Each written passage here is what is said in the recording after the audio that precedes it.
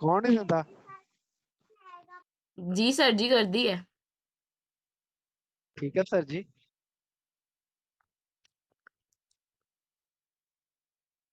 Okay.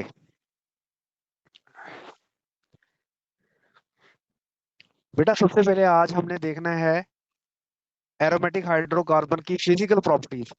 Then हम aromatic hydrocarbon specially benzene की आज है रिएक्टिविटी को स्टडी करेंगे। यहाँ लिखा हुआ है कि aromatic hydrocarbons are insoluble in water. उसकी बेटा वजह ये है कि ये जो एरोमेटिक हाइड्रोकार्बन्स होते हैं ये नॉन पोलर होते हैं। पानी जो है वो पोलर होता है। तो इसलिए जो एरोमेटिक हाइड्रोकार्बन्स हैं पानी के अंदर इनसॉल्युबल हैं, क्योंकि आपने एक फार्मूला पढ़ा हुआ है लाइक डिजॉल्व लाइक, यानी कहावत सी है या कह लें जो भी है। तो एरोमेटिक हाइड्रोकार्बन जो है नॉन पोलर सॉल्वेंट्स में डिसॉल्व हो जाते हैं। कौन कौन से नॉन पोलर सॉल्वेंट्स हैं? Like ether, carbon tetrachloride. इसके अलावा लिखा हुआ है कि एरोमेटिक हाइड्रोकार्बन जो हैं ये पानी के अकॉर्डिंग पानी के कंपैरेटिवली लेस डेंस हैं, यानी पानी से हल्के हैं, इनकी डेंसिटी पानी से कम है। लेकिन इनकी जो डेंसिटी है साइक्लोहेक्सेन जो है, मिसाल के साइक्लोअल्केन, जैसे हम कहते हैं ना नेफ्थलीन है, ठीक है, या हम बेंजीन लेट से कह लेते हैं, ये हम बेंजीन कह लेते हैं, ये एरोमेटिक कंपाउंड है और ये साइक्लोहेक्सेन है उसी का क्रॉसपॉन्डिंग। तो ये जो कंपाउंड है ये ज्यादा डेंस है एज कंपेयर टू साइक्लोहेक्सेन। इसी तरह जो नेफ्थलीन है ये अपने कंपैरेटिवली, ये हमारे पास नेफ्थलीन का स्ट्रक्चर है। नेफ्थलीन में आपने पढ़ा हुआ है दो बेंजीन रिंग है। तो ये किससे ज्यादा डेंस है? अपने कंपैरेटिवली साइक्लोअल्केन से, यानी कि अपने क्रॉसपॉन्डिंग साइक्लोअल्केन से ये ज्यादा जो है डेंस है। पानी से इनकी डेंसिटी कम है, लेकिन साइक्लोअल्केन्स के कंपैरेटिवली इनकी डेंसिटी जो है वो हाई है। फिर आगे उन्होंने लिखा हुआ है कि the boiling point increases with increasing the molecular mass. जैसे जैसे इनका मॉलिकुलर मास इंक्रीज होगा वैसे वैसे इनके मेल्ट बॉइलिंग पॉइंट जो है वो इंक्रीज होंगे। यानी कि अगर मॉलिकुलर मास कम है तो जो इसका क्या कहना चाहिए बॉइलिंग पॉइंट जो है वो कम होगा। अगर इसका मॉलिकुलर मास हाई है तो इसका बॉइलिंग पॉइंट भी हाई होगा। लेकिन उन्होंने लिखा हुआ है कि मेल्टिंग पॉइंट जो है ना सिर्फ मॉलिक्यूलर मास पे डिपेंड करते हैं बल्कि मॉलिक्यूल की जो ज्योमेट्री है उस पर भी डिपेंड करते हैं। यहाँ पर आप लिखा हुआ पढ़ लेंगे कि the melting point depends not only molecular mass but also on a symmetry of the molecule. For example, the melting point of benzene is about 100 time higher than that of toluene. Say we have this molecule, this one is a toluene, और ये हमारे पास एक molecule है, ये benzene है।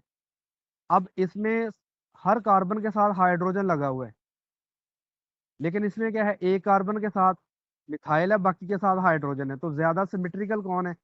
ये ज्यादा symmetrical है क्योंकि इसका हर तरफ से इन्वायरमेंट जो है सेम है। तो बेंजीन का जो मेल्टिंग पॉइंट है वो हाई है और टॉल्यूइन का मेल्टिंग पॉइंट लिखा हुआ है लो है। फिर इस तरह लिखा हुआ है कि अगर लेट से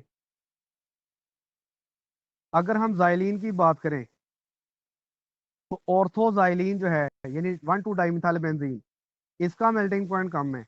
उसकी वजह ये है क्योंकि इसमें जो दोनों मिथाइल हैं वो एक दूसरे के साथ साथ हैं और इसमें इतनी सिमेट्री नहीं बनती। इस तरह इसका जो मेटा आइसोमर है इसमें भी इतनी सिमेट्री नहीं बनती, इसका भी मेल्टिंग पॉइंट लो है। सबसे ज्यादा इनमें जो मेल्टिंग पॉइंट है वो किसका है? पैरा आइसोमर का, क्योंकि ये वाला जो मिथाइल है वो इस मिथाइल के बिल्कुल ऑपोजिट है और ये मॉलिक्यूल ज्यादा सिमेट्रिकल है। यानी जितना मॉलिक्यूल ज्यादा सिमेट्रिकल होगा उतना उसका मेल्टिंग पॉइंट जो है वो हाई होगा। यानी कि मेल्टिंग पॉइंट ना सिर्फ डिपेंड करते हैं मॉलिक्यूलर मास पे बल्कि वो मॉलिक्यूल की ज्योमेट्री पे भी डिपेंड करते हैं। इसके बाद लिखा हुआ था aromatic hydrocarbon burn with luminous flame, smoky flame. अच्छा, जब हम एरोमेटिक हाइड्रोकार्बन्स को बर्न करते हैं, ये मैं आप लोगों को लैब में किसी दिन दिखाऊंगा जब आप लोग अभी कॉलेजेस शुरू हो जाएंगे तो इंशाल्लाह। तो आप लोग देखेंगे कि जो एरोमेटिक हाइड्रोकार्बन्स हैं इनसे बड़ी तेज रोशनी सी निकलती है और उनसे धुआं भी उठता है। यानी कि इनमें जो है ना ल्यूमिनेसेंस का मतलब होता है चमक। कि जब इनको जलाया जाता है तो इनका शोला जो है वो चमकता है और इससे धुआं निकलता है। लेकिन जो दूसरे एलिफेटिक हाइड्रोकार्बन हैं, इनसे धुआं नहीं निकलता और ये इनका जो शोला है ये ब्लूइश कलर का होता है। ठीक है।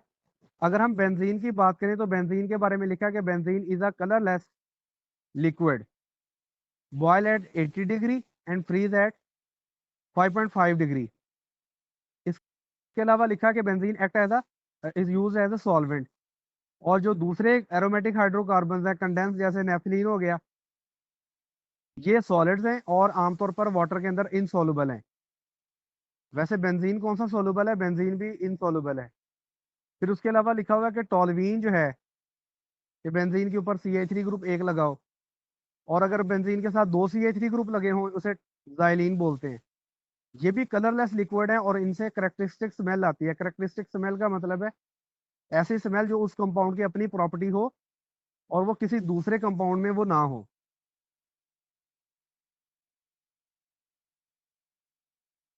बच्चे समझ आ रही है आप लोगों को ना? आवाज क्लियर आ रही है मेरी? जी सर, क्लियर समझ भी आ हेलो, रही है, आवाज भी आ रही है। Yes sir. ठीक है।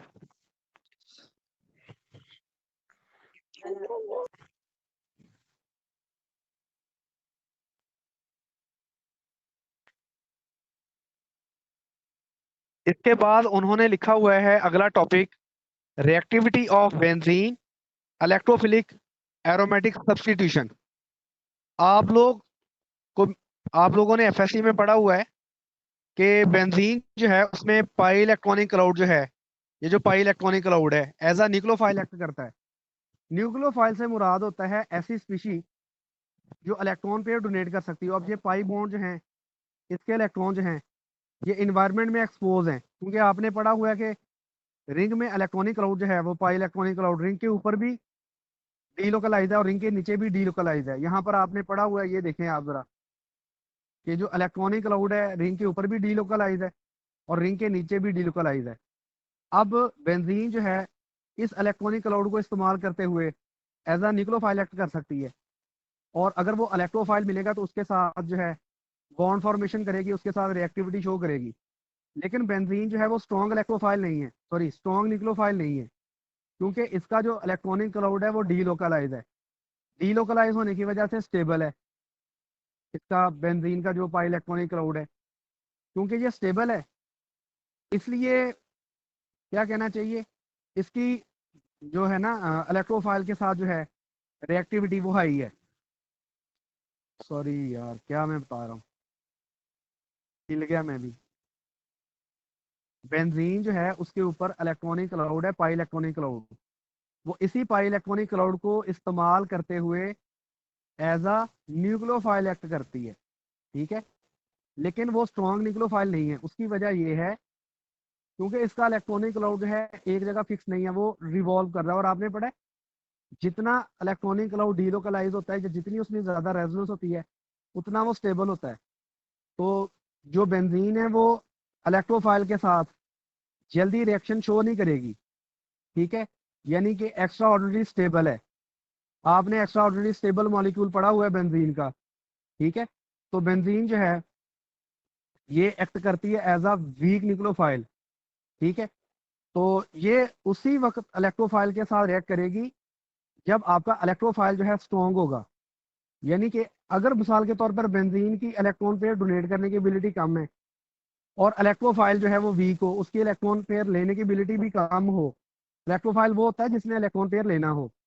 तो रिएक्शन कैसे हो सकता है? बेंजीन इलेक्ट्रॉन पेयर देने में नखरे करेगी, वो इलेक्ट्रोफाइल इलेक्ट्रॉन को लेने में नखरे करेगा। तो इस तरह इन दोनों के दरमियान रिएक्शन नहीं हो सकता। तो बेंजीन जो है उसी सूरत में इलेक्ट्रोफाइल के साथ रिएक्ट करेगी जब आपका इलेक्ट्रोफाइल जो है स्ट्रॉन्ग होगा। तो फिर जो है यहाँ पर आप लोग मिसाल के तौर पर ये लेट से हमारे पास बेंजीन है, ये इलेक्ट्रोफाइल है। बेंजीन इलेक्ट्रोफाइल के साथ तभी रिएक्ट करेगी जब आपका इलेक्ट्रोफाइल स्ट्रॉन्ग होना है, क्योंकि बेंजीन खुद वीक न्यूक्लियोफाइल है। और बेंजीन जो है जब इलेक्ट्रोफाइल के साथ रिएक्ट करती है, क्योंकि बेंजीन वीक न्यूक्लियोफाइल है इसलिए इसकी रिएक्टिविटी जो है स्लो होती है। ठीक है। तो सबसे पहले उन्होंने लिखा हुआ है कि बेंजीन जो है अपने पाई बॉन्ड के इलेक्ट्रॉन्स को किसको डोनेट करेगी? इलेक्ट्रोफाइल को। तो इलेक्ट्रोफाइल जो है इस कार्बन के साथ लग जाएगा। से पाई बॉन्ड इन दोनों कार्बन के दरमियान था, इलेक्ट्रोफाइल इधर लग गया, तो साथ वाली कार्बन पे कौन सा चार्ज आ जाएगा? Positive charge. इससे हमारे पास जो आयन बनेगा दैट इज अरेनियम आयन। अब अरेनियम आयन जो है वो अपने आप को रेजोनेंसली स्टेबलाइज कर लेता है। कैसे? लेट्स, यहाँ पर पॉजिटिव चार्ज है इस कार्बन पे, अगर ये वाला पाई बॉन्ड इधर शिफ्ट हो जाए तो पॉजिटिव चार्ज जो है इस कार्बन पे आ जाएगा।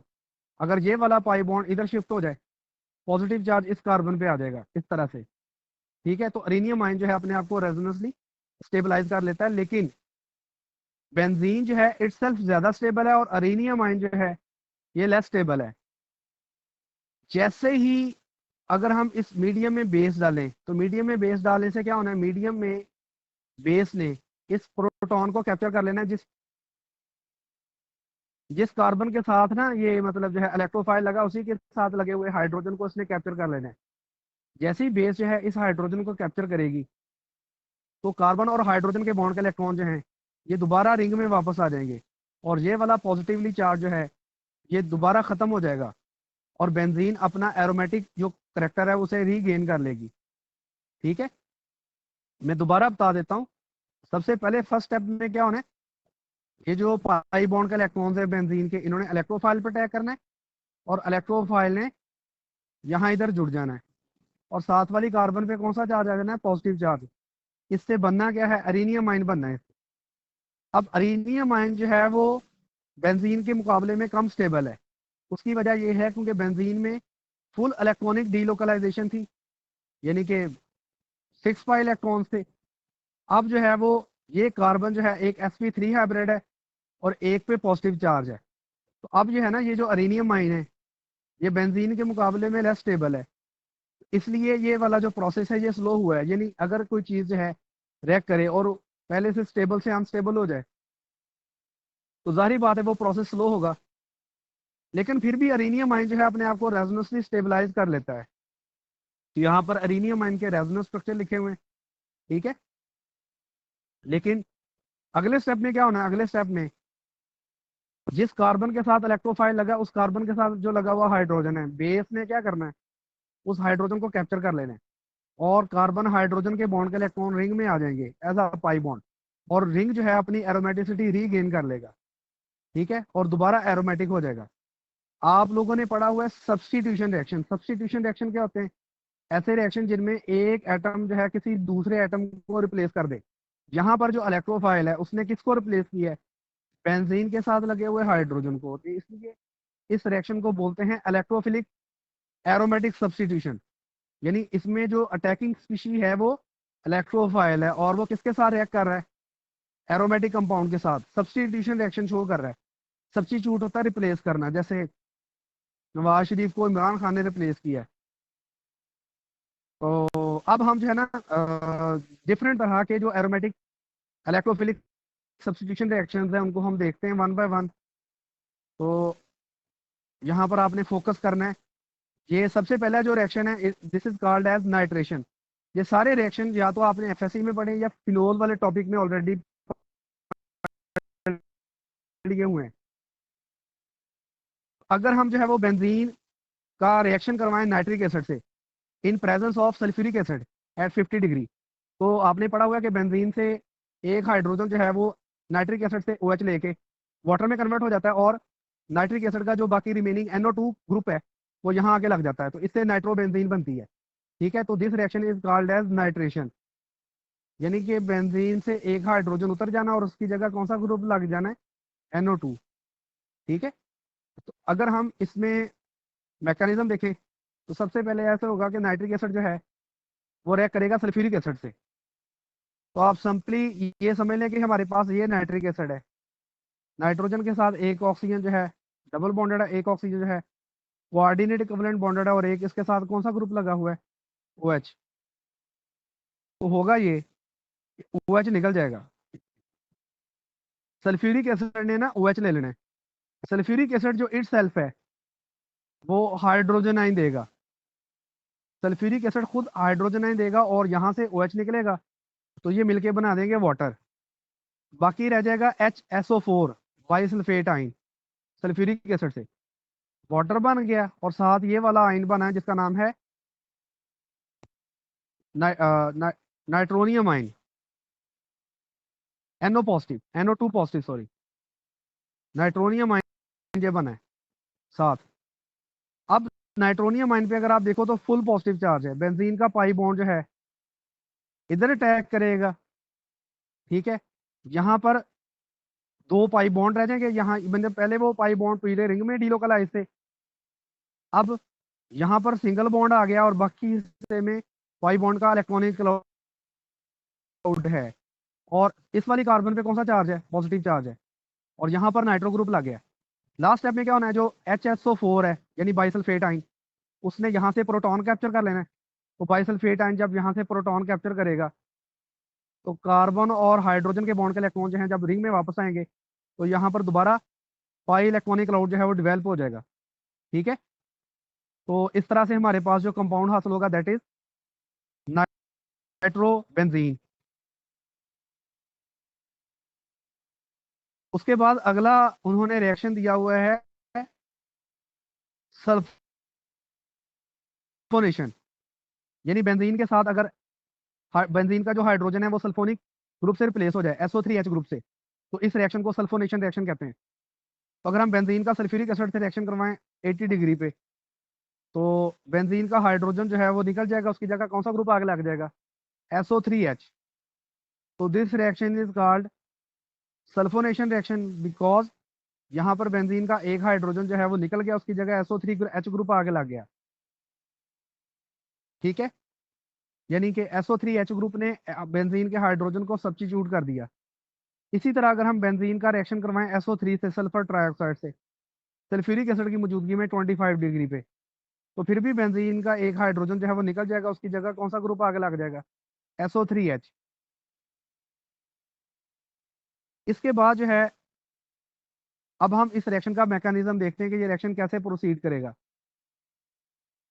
आप सिंपली समझ लें कि सल्फ्यूरिक एसिड जो है वो सबसे पहले रिएक्ट करेगा सल्फ्यूरिक एसिड से, सल्फ्यूरिक एसिड से रिएक्ट करके यहाँ पर आप ये समझ लें कि यहाँ से H2O निकल जाना है, एक सल्फ्यूरिक एसिड से H2O जब निकल जाएगा पीछे रह जाएगा SO3, ये SO3 है, और H2O जो निकलेगा वो यहाँ से हाइड्रोजन एक कैप्चर कर लेगा, H2O जो है हाइड्रोजन यहाँ से लेके हाइड्रोनियम आयन में कन्वर्ट हो जाएगा, और ये हाइड्रोजन आयन देने के बाद बाइसल्फेट आयन में कन्वर्ट हो जाएगा।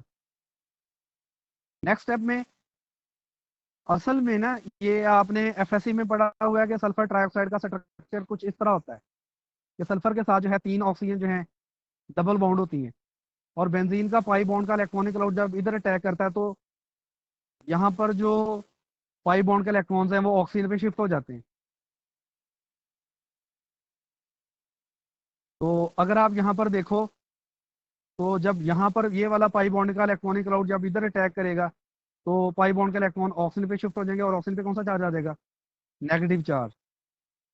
अब उसके बाद यहाँ पर आप देखें पहले बेंजीन जो थी वो एरोमेटिक थी, इलेक्ट्रॉनिक क्लाउड पूरे रिंग में डीलोकलाइज कर रहा था, डीलोकलाइज था, लेकिन अब वो सिर्फ इतने पार्ट में डीलोकलाइज है, और यहाँ पर जो है वो SO3 ग्रुप लगने से जो एरोमेटिक करेक्टर है वो लॉस हो गया।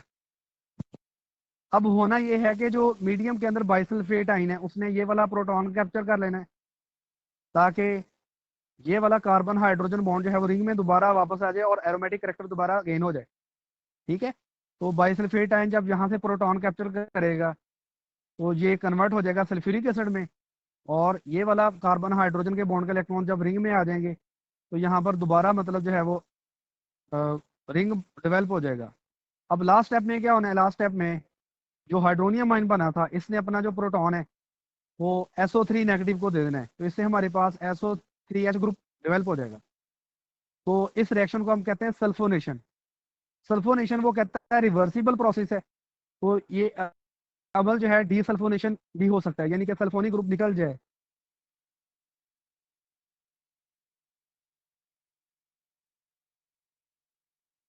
जैसे अगर हम सल्फोनिक एसिड का बेंजीन सल्फोनिक एसिड का बॉन्ड लग जाए और बना दे, यानी SO3H ग्रुप निकल जाए, उसकी जगह हाइड्रोजन आके लग जाए, तो इस रिएक्शन को हम डीसल्फोनेशन कहते हैं। और ये बेंजीन सल्फोनिक एसिड का वाटर के साथ रिएक्शन करवाते हैं जब 200 डिग्री पे, तो फिर ये रिएक्शन जो है वो होता है।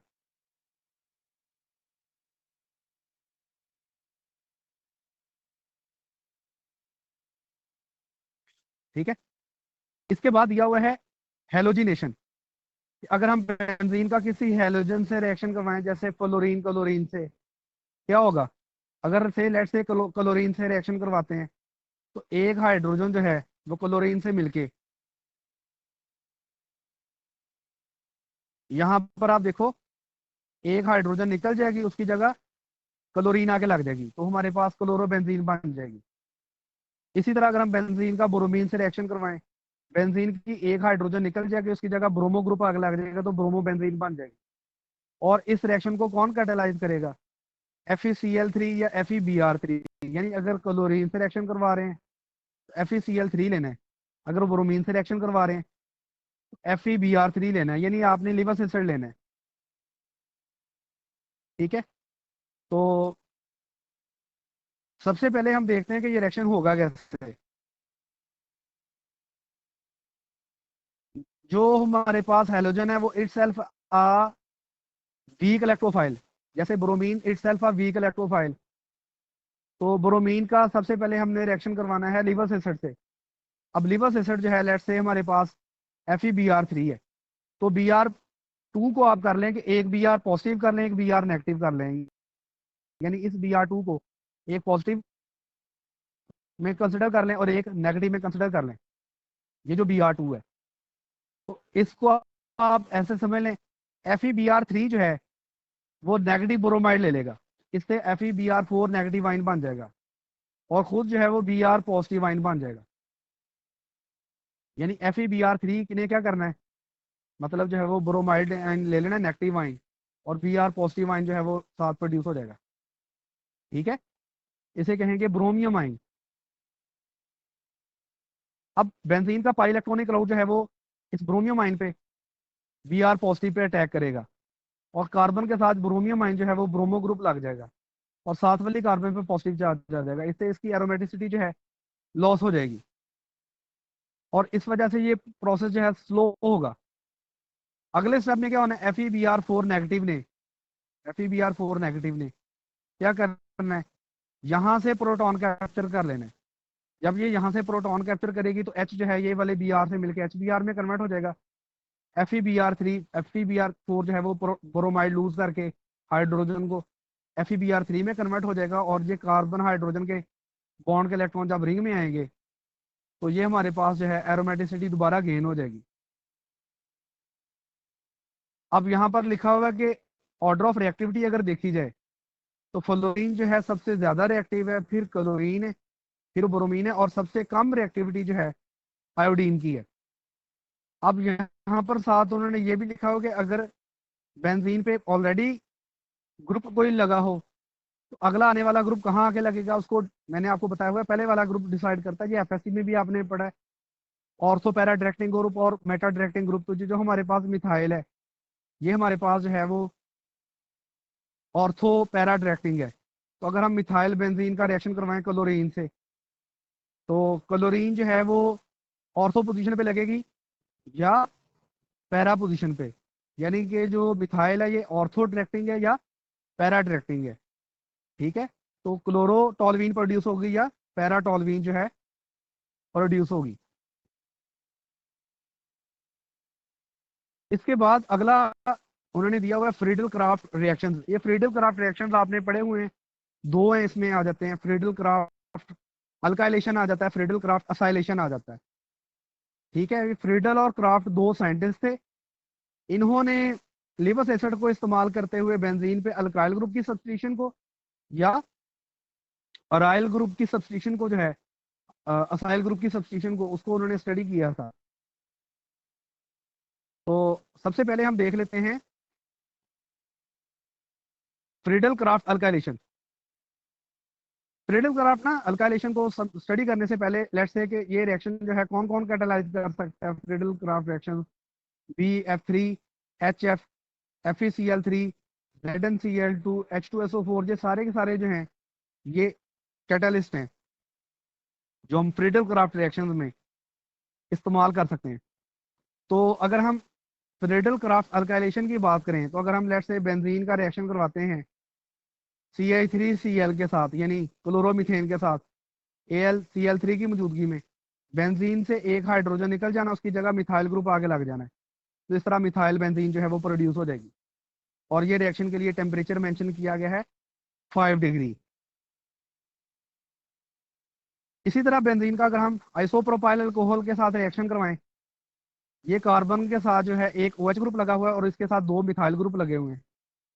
बेंजीन से एक हाइड्रोजन निकल जाना है, बेंजीन से एक हाइड्रोजन जो है इस OH से मिलके, यहाँ से H और यहाँ से OH, ये मिलके आपस में वाटर में कन्वर्ट हो जाएंगे, और ये वाली जो कार्बन होगी CH वाली कार्बन, वो इस कार्बन के साथ लिंक कर जाएगी। एक मिनट जरा। अब यहाँ देखें कि जो आइसोप्रोपाइल वाली कार्बन है जिसके साथ OH लगा हुआ था, वो बेंजीन की कार्बन से कनेक्ट कर गई, बेंजीन से हाइड्रोजन रिमूव हो गया, यहाँ से OH रिमूव हो गया, तो दोनों आपस में लिंक कर गया, और इसके साथ देखें 2 मिथाइल ग्रुप लगे हुए, तो हमारे पास आइसोप्रोपाइल बेंजीन प्रोड्यूस होगी। अगला उन्होंने दिया हुआ है कि अगर हम बेंजीन का रिएक्शन करवाएं, ये 2 प्रोपीन से, 1 प्रोपीन कह लें या सिर्फ प्रोपीन ही कह लें, ये 3 कार्बन वाले एल्कीन है, AlCl3 की मौजूदगी में और साथ HCl की मौजूदगी में। होना क्या है, होना ये है कि यहाँ से एक बॉन्ड टूट जाएगा और ये कार्बन कार्बन डबल बॉन्ड टूट जाएगा, ये carbon carbon double bond, carbon carbon double bond है वो टूट के किसमें कन्वर्ट हो जाएगा, कार्बन कार्बन सिंगल बॉन्ड में। यहाँ से मैंने बताया कार्बन से एक हाइड्रोजन रिमूव हो जाना है, तो ये वाली कार्बन है मिडल वाली कार्बन से लगना है।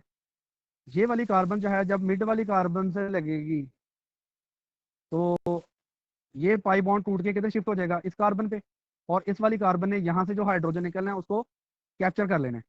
तो यहाँ पर आप देखो, ये देखें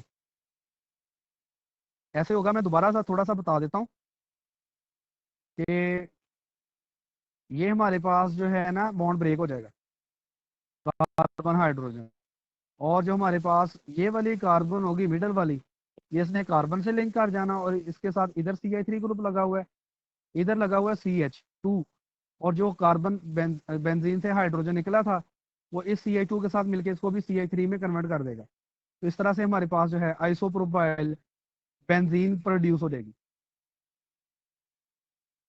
अब हम इस रिएक्शन का अगर लेट से मैकेनिज्म देखें कि ये रिएक्शन कैसे होगा, तो लेट से अगर हमारे पास फर्स्ट एग्जांपल वाले का मैकेनिज्म देखें जो आपने FSC में पढ़ा हुआ है, अगर हम मिथाइल क्लोराइड का रिएक्शन करवाएं सबसे पहले AlCl3 से, तो ये क्लोराइड जो है वो AlCl3 लेके AlCl4 में कन्वर्ट हो जाएगा, और कार्बन पे कौन सा चार्ज आ जाएगा, पॉजिटिव चार्ज। तो इस तरह हमारे पास जो है मिथाइल केटाइन प्रोड्यूस हो जाएगा। बेंजीन के पाई बॉन्ड के इलेक्ट्रॉन जो है इधर अटैक करेंगे, ठीक है, तो ये मिथाइल जो है कार्बन से लगे और साथ वाली कार्बन पे आ जाएगा पॉजिटिव चार्ज, और एरोमेटिसिटी लॉस हो जाएगी। फिर आखिर पे क्या होना है, AlCl4 नेगेटिव ने ये वाला क्लोराइड ले लेना है। जब AlCl4 जो है ये वाला क्लोराइड लेगा, तो ये H जो है Cl से मिलकर HCl में कन्वर्ट हो जाएगा, और कार्बन और ये मिथाइल के बॉन्ड के इलेक्ट्रॉन जो हैं, सॉरी, कार्बन और हाइड्रोजन के बॉन्ड के इलेक्ट्रॉन ये रिंग में वापस आ जाएंगे, और इस तरह एरोमेटिसिटी दोबारा गेन हो जाएगी। ये वाला हाइड्रोजन ले लेगा क्लोराइड, तो HCl बन जाएगा AlCl4 क्लोराइड आयन देने के बाद AlCl3 में, और ये कार्बन हाइड्रोजन बॉन्ड इलेक्ट्रॉन जब रिंग में आएंगे तो पाई इलेक्ट्रॉनिक क्लाउड जो है दोबारा वो रीगेन हो जाएगा, और इस तरह से हमारे पास जो है एरोमेटिसिटी गेन हो जाएगी। क्या बच्चों समझ आ रही है आप लोगों को ना? हेलो, जी सर, समझ जी आ रही है सर सर। जी। सर हाँ आ रही है FSC सर। वाला ही है अभी तक, ठीक है ठीक जी है। सर जी।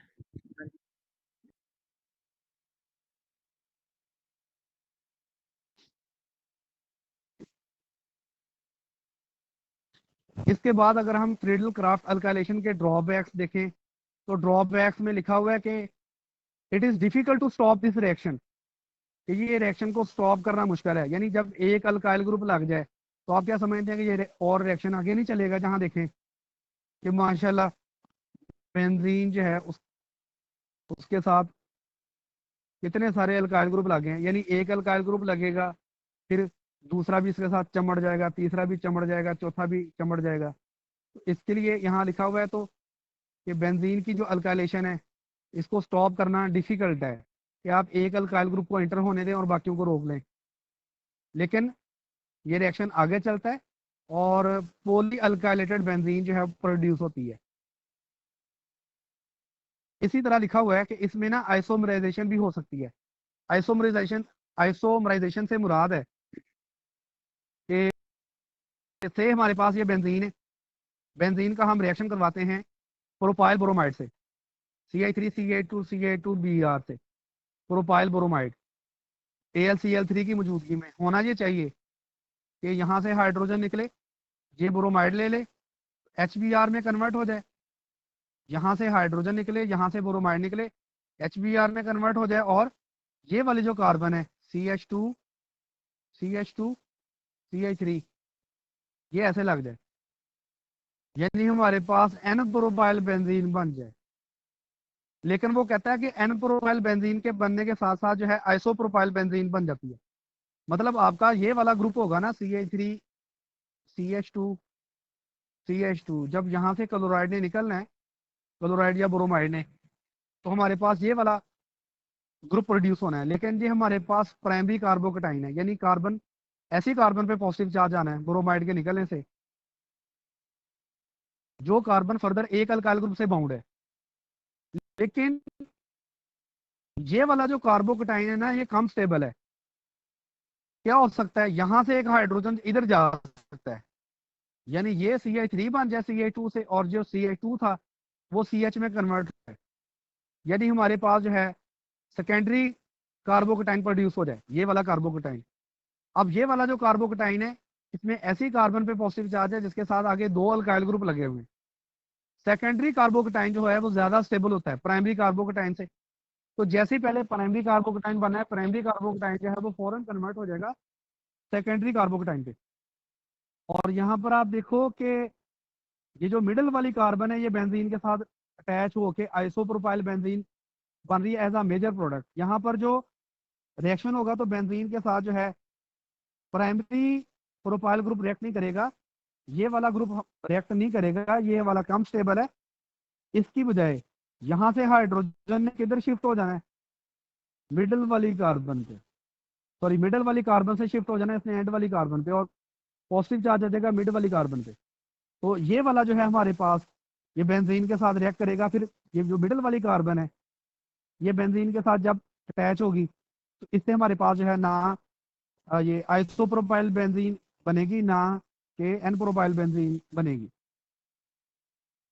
समझ आ गई आप लोगों को यहाँ पर कोई प्रॉब्लम है? मैं क्या बताना चाह रहा था, आइसोमराइजेशन हो जाएगी। अगर आप लोगों को प्रॉब्लम है मुझे बताएं, मैं इंशाल्लाह कर देता हूँ। नो सर, कोई प्रॉब्लम नहीं है सर। हेलो, अच्छा बेटा, बाकी को समझ आ गई या सबा शक्कर जैसे या बाकी बच्चे? सर जी नो इशू।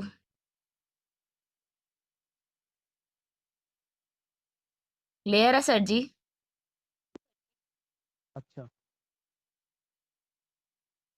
सही।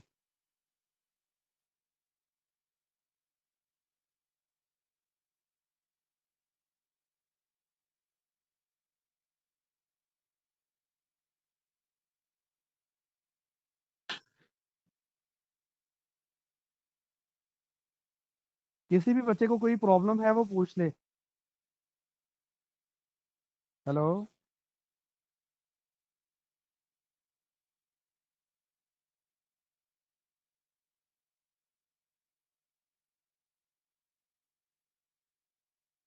कोई भी नहीं क्वेश्चन पूछता, मैं ही लगा रहता हूँ पूछने।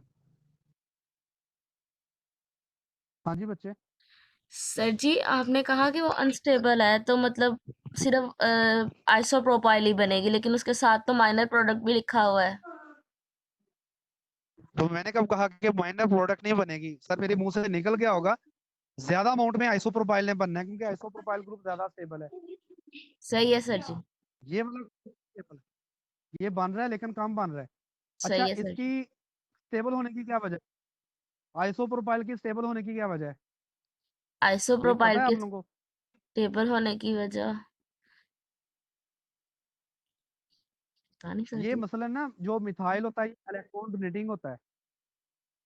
मिथाइल ग्रुप इलेक्ट्रॉन डोनेटिंग होता है। ये वाला भी मिथाइल इलेक्ट्रॉन डोनेटिंग है। अब ये कार्बन के पॉजिटिव चार्ज को कितने मिथाइल ग्रुप जो है स्टेबलाइज कर रहे हैं इलेक्ट्रॉन डोनेटिंग इफेक्ट से? 2। 2। और अगर हम ये वाला ग्रुप लें, इसमें कार्बन के जो पॉजिटिव चार्ज है इसको स्टेबलाइज करने के लिए कितने अल्काइल ग्रुप हैं? 1। एक। एक।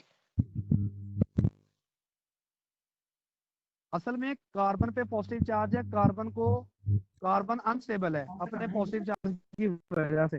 इस पॉजिटिव चार्ज की वजह से कोई ना कोई चीज जो इसको इलेक्ट्रॉन डोनेट करके इसको स्टेबल बना दे, वो होना जरूरी है इसकी स्टेबिलिटी के लिए। तो अगर आप एन प्रोपाइल देखें ना, एन प्रोपाइल में जिस कार्बन पे पॉजिटिव चार्ज है सिर्फ उसके साथ एक अल्काइल ग्रुप लगा हुआ है जो उसको इलेक्ट्रॉन डोनेट करके स्टेबलाइज कर रहा है।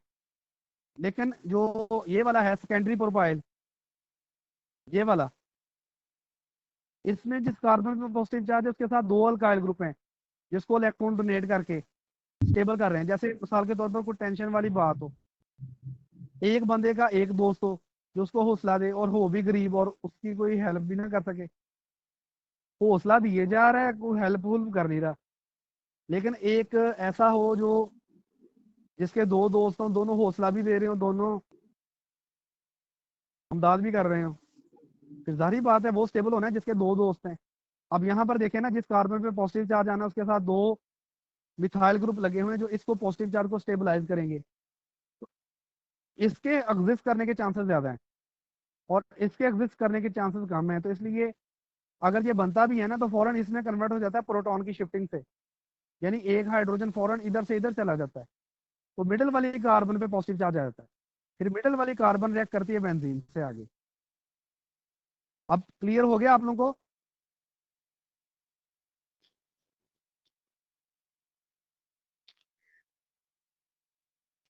हेलो जी बेटा। जी सर जी, क्लियर है। अच्छा, जी सर, क्लियर है। एक बार। अच्छा जी, ओके।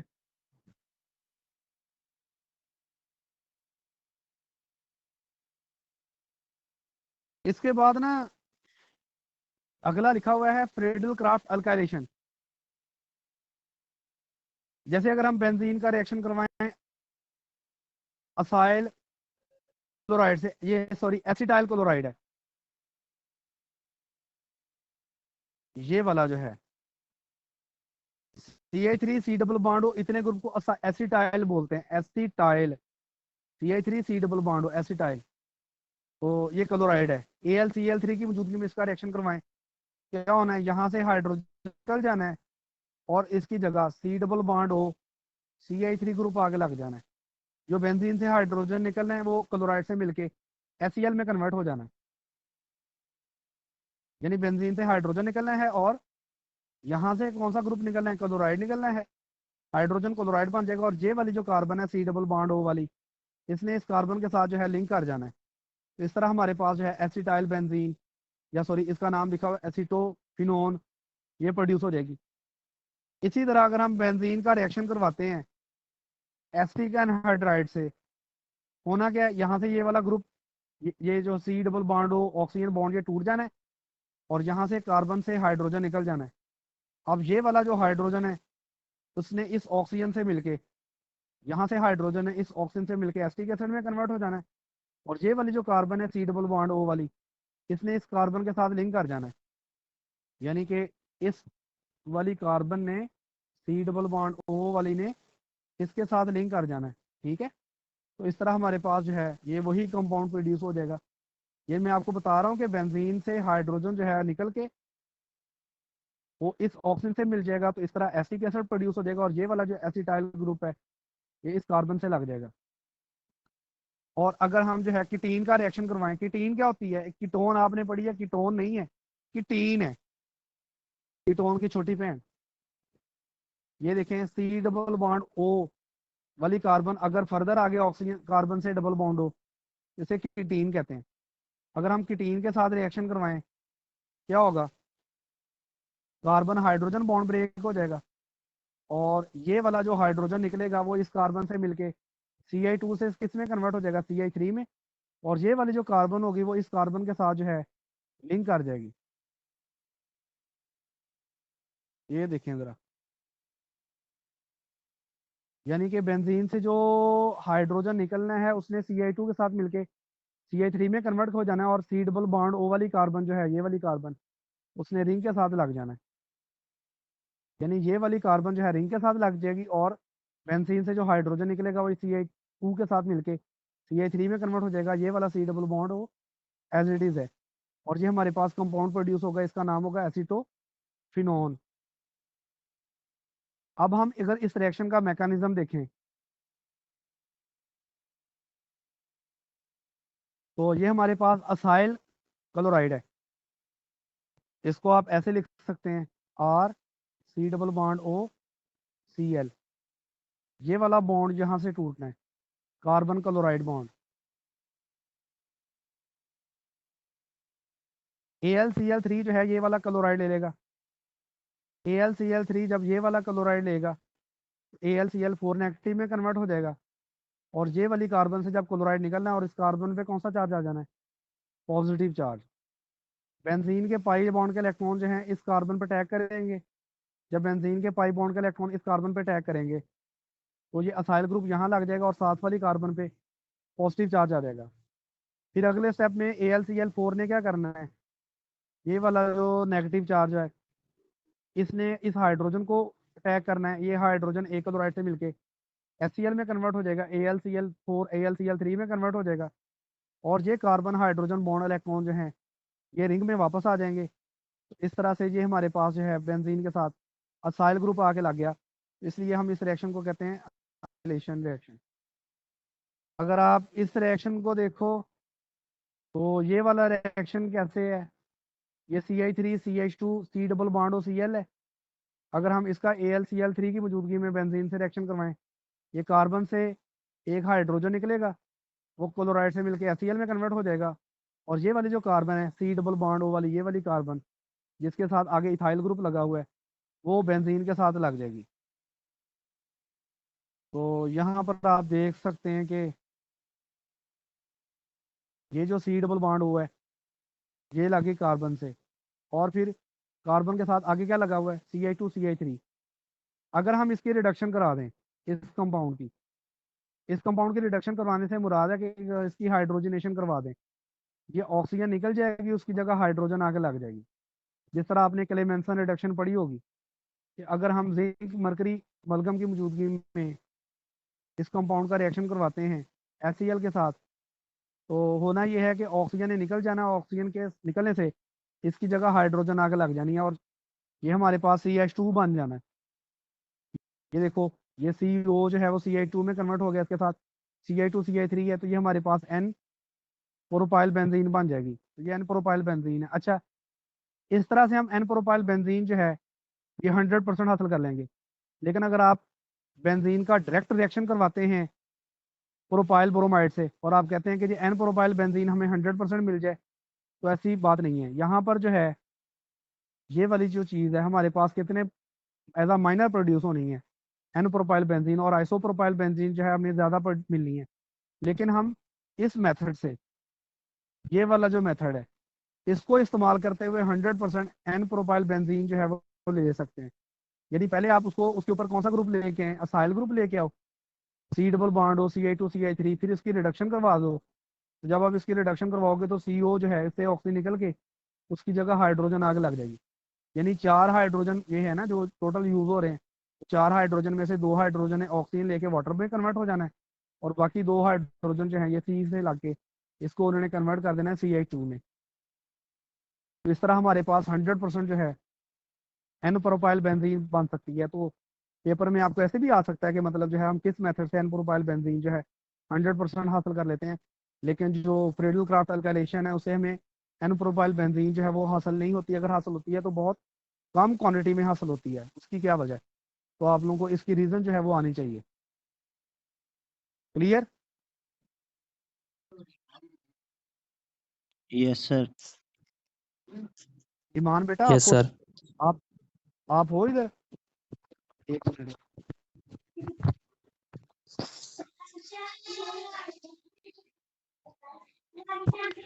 हेलो बच्चे,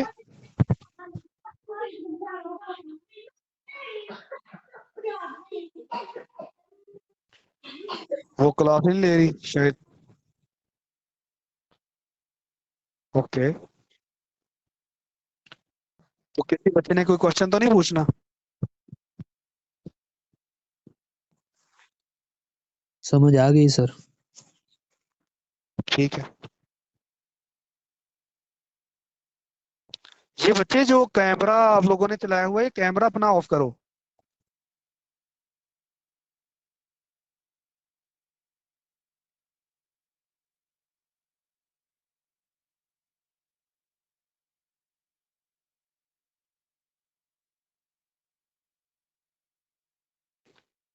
जो बच्चों का कैमरा चल रहा होता है वो कैमरा अपना ऑफ करके बैठा करें।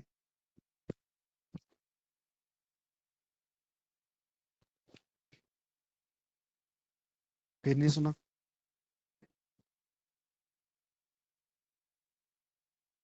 चलो जी, अगले की मर्जी।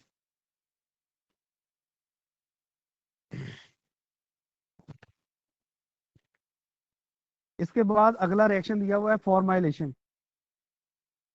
अगर हम बेंजीन पे फॉर्माइल ग्रुप ले हैं तो इस रिएक्शन को फॉर्माइलेशन रिएक्शन बोलेंगे। अगर हम बेंजीन पे कौन सा ग्रुप ले हैं? फॉर्माइल। फॉर्माइल ग्रुप क्या होता है? C double bond O H group जो है ये फॉर्माइल ग्रुप होता है।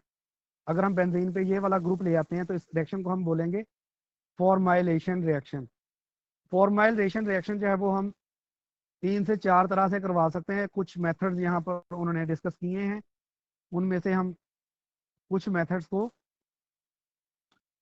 डिस्कस कर लेते हैं कि वो कौन से मेथड्स हैं। पहला जो उन्होंने मेथड दिया हुआ है that is Gattermann coach reaction. अगर हम बेंजीन का कार्बन मोनोऑक्साइड एसीएल के साथ रिएक्शन करवाएं AlCl3 और कॉपर क्लोराइड की मौजूदगी में, यहाँ लिखा हुआ है कि ये बेंजीन पे फॉर्माइल ग्रुप आग लग जाएगा। इस तरह हमारे पास फॉर्माइल बेंजीन प्रोड्यूस हो जाएगी और साथ एसीएल प्रोड्यूस हो जाएगा।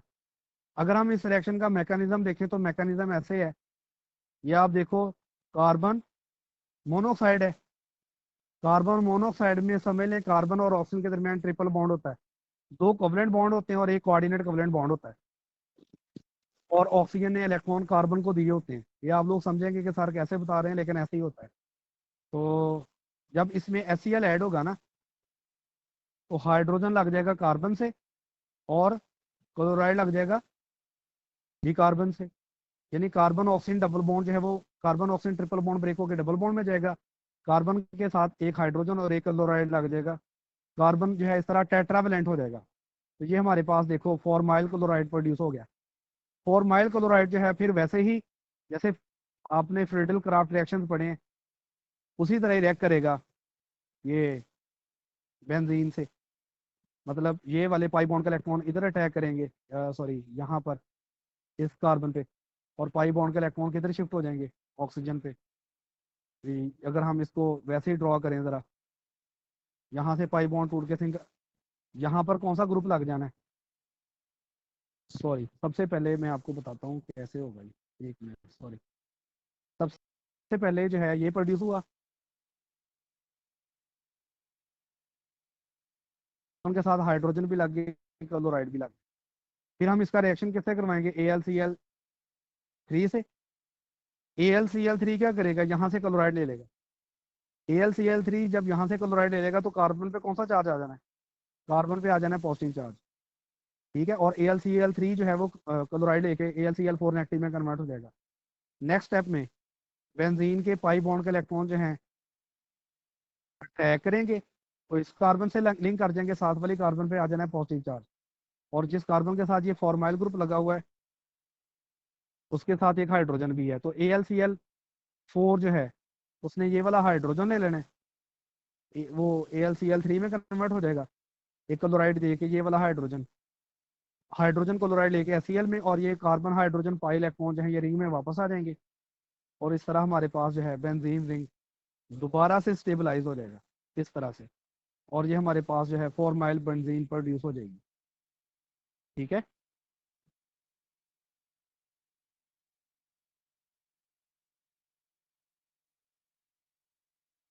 अब वो कहता है कि साइमल्टेनियसली कार्बन मोनोऑक्साइड और HCl को हासिल करने के लिए आप फॉर्मिक एसिड का रिएक्शन करवाओ, अगर ये क्लोरो सल्फोनिक एसिड से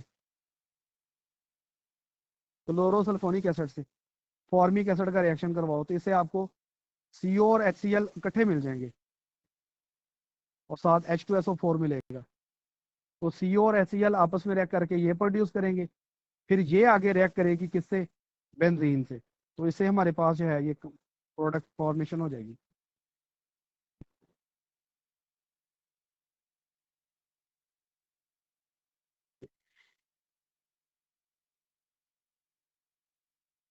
ठीक है। इसके बाद उन्होंने दिया हुआ है गैटरमैन रिएक्शन, पहले गैटरमैन कोच रिएक्शन था, अब गैटरमैन रिएक्शन है।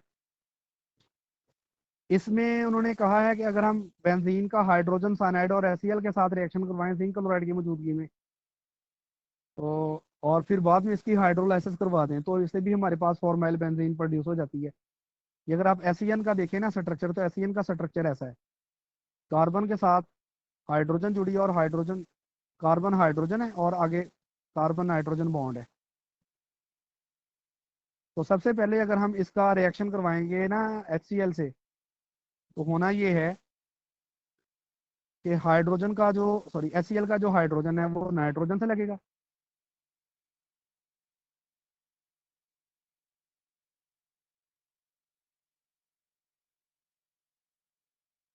कार्बन ये देखे ना एसियन है ना, एसियन में क्या था, कार्बन नाइट्रोजन के साथ कौन सा बॉन्डेड था, ट्रिपल बॉन्डेड था। ठीक है, कार्बन नाइट्रोजन के साथ ट्रिपल बॉन्ड था, तो होना ये है नाइट्रोजन के साथ क्या लग जाना है, हाइड्रोजन, और कार्बन के साथ क्या लग जाना है, Cl, ऐसे प्रोड्यूस हो जाना है।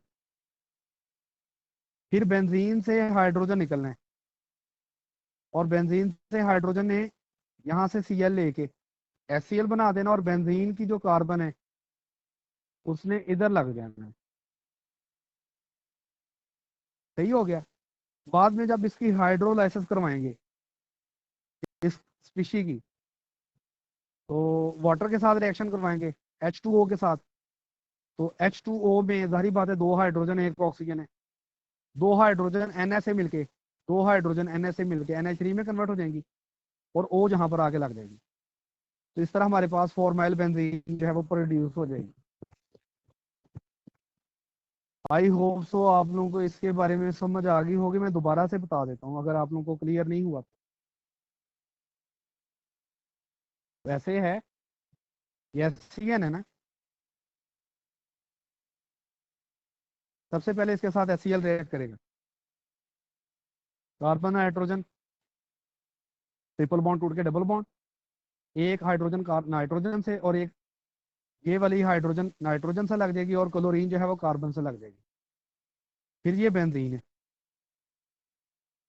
ये वाली, तो बेंजीन से एक हाइड्रोजन जो है यहाँ से सेट से हाइड्रोजन ये क्लोरीन से मिलके HCl में कन्वर्ट हो जाती है, और ये कार्बन बेंजीन की कार्बन से लग जाती है, ये हमारे पास फिशी प्रोड्यूस होगी जो ये वाली लिखी हुई है।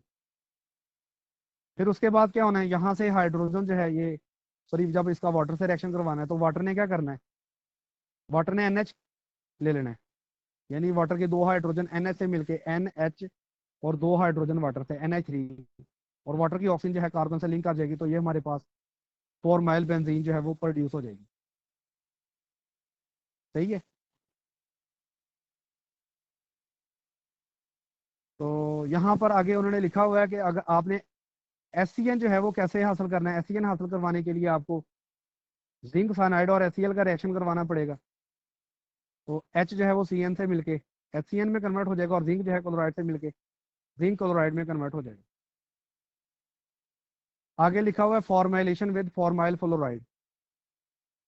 ये अगर हम बेंजीन का रिएक्शन करवाएं फॉर्माइल फ्लोराइड से, ये आप देखो जरा, C डबल बॉन्ड O के साथ एक H लगा हुआ है, एक क्या लगा हुआ है, F लगा हुआ है, ये फॉर्माइल फ्लोराइड है। और हम इसका रिएक्शन कैसे करवाएं,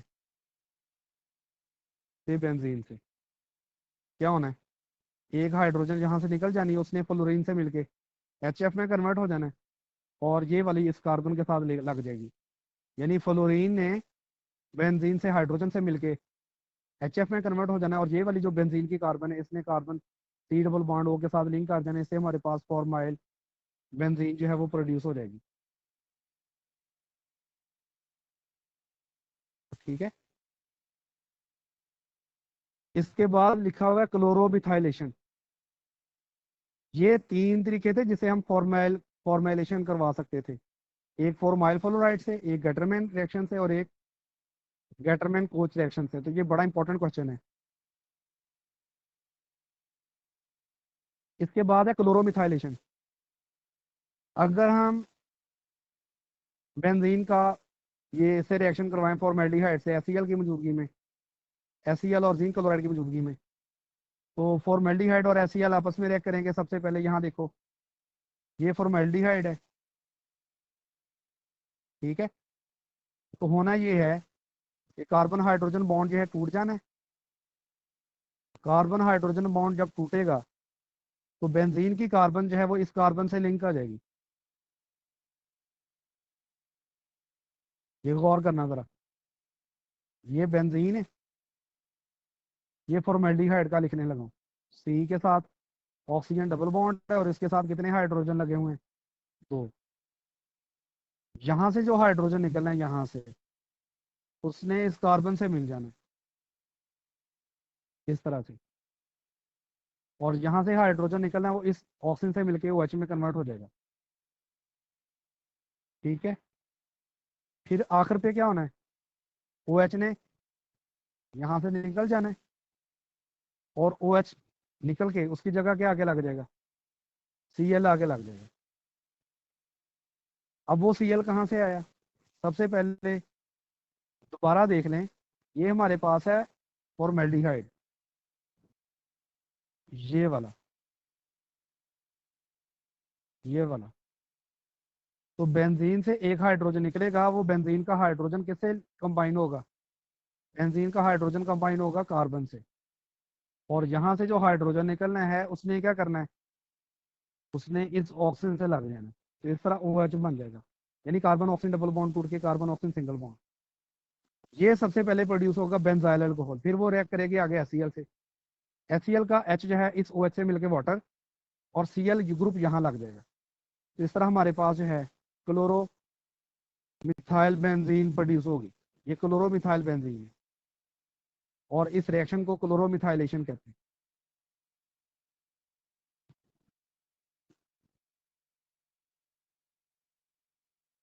इसके बाद अगला दिखा हुआ है कार्बोक्सिलेशन रिएक्शन, कि अगर हम बेंजीन का रिएक्शन करवाएं, ये गैस का नाम लिखा हुआ है फॉस्फीन गैस,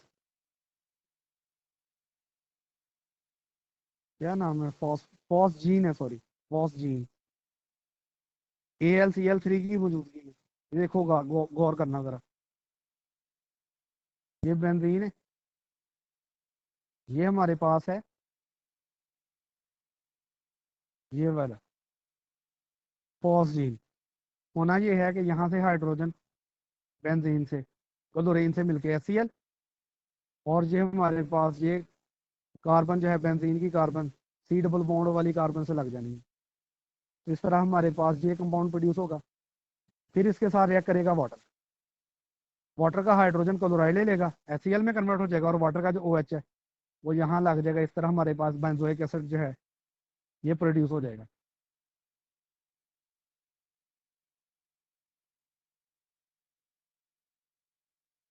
दोबारा देख लें क्या होना है भला, होना ये है, आपने कार्बोक्सिल ग्रुप लेके आना है ना, कार्बोक्सिलेशन करवानी है। बेंजीन पे कार्बोक्सिल ग्रुप आ जाए तो बेंजोइक एसिड बनता है ना, तो कार्बोक्सिल ग्रुप आपने कैसे लेके आना है कि बेंजीन का आपने रिएक्शन करवाना है फॉस्जीन से। ये हमारे पास फॉस्जीन है, कार्बन के साथ ऑक्सीजन डबल बॉन्ड, इधर भी क्लोरीन इधर भी क्लोरीन। बेंजीन से एक हाइड्रोजन निकलना है, वो क्लोरीन से मिलकर HCl, और यहाँ पर इधर इसने इस कार्बन से लग जाना है। फिर इसका जब रिएक्शन करवाएंगे वाटर से, तो यहाँ से क्या निकल जाएगा, ये Cl निकल जाएगा, वाटर के HCl में HCl में कन्वर्ट हो जाएगा, और वाटर का OH ग्रुप यहाँ आके लग जाएगा, तो ये benzene sorry benzoic acid produce हो जाएगा। ये भी हो सकता है कि यहाँ जो Cl है वो एक और बेंजीन से हाइड्रोजन ले ले, ये वाला सॉरी, ये मिसाल के तौर पर हमारे पास बेंजीन है ना, तो यहाँ जो क्लोराइड लगा हुआ है वो इस हाइड्रोजन से मिलके HCl में कन्वर्ट हो जाए, और ये वाली हाइड्रोजन भी, एक मिनट जरा मैं जरा थोड़ा सा क्लियर बताता हूँ। ये देखिए,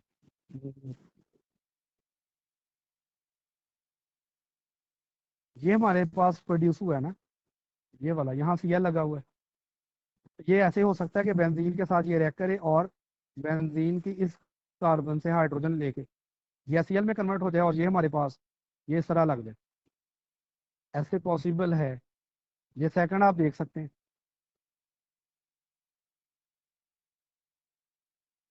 यानी यहाँ से हाइड्रोजन निकल जाए और एक और बेंजीन रिंग इधर रख जाए, तो इस तरह से ये हमारे पास प्रोड्यूस हो जाए।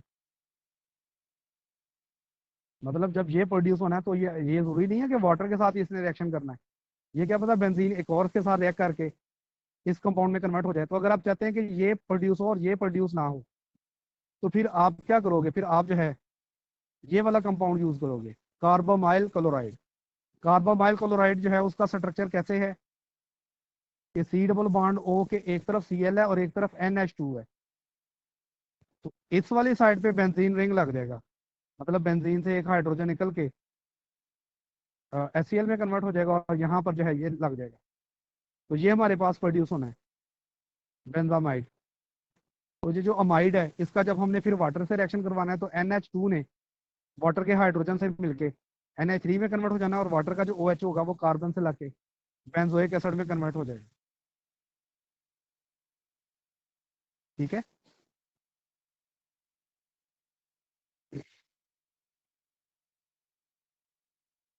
तो आई होप सो आप लोगों के लिए आज इतना बहुत होगा। पढ़ना है और तो बता दें, मैं फिर पढ़ाने ही लगा हूँ। पढ़ना है और बता दो। नहीं सर, हेलो, काफी है इतने। अच्छा ठीक है बच्चे, सर आज के लिए इतना काफी है। ठीक है जी, इतना काफी है। सर ठीक है सर। अल्लाह हाफिज। Okay sir. क्लास का टाइम जो है वो 7:50 है, 7:50 पे सारे हुआ करें, ये काफी देर ओके वेट सर। करते रहते हैं बिला वजह। अल्लाह हाफिज।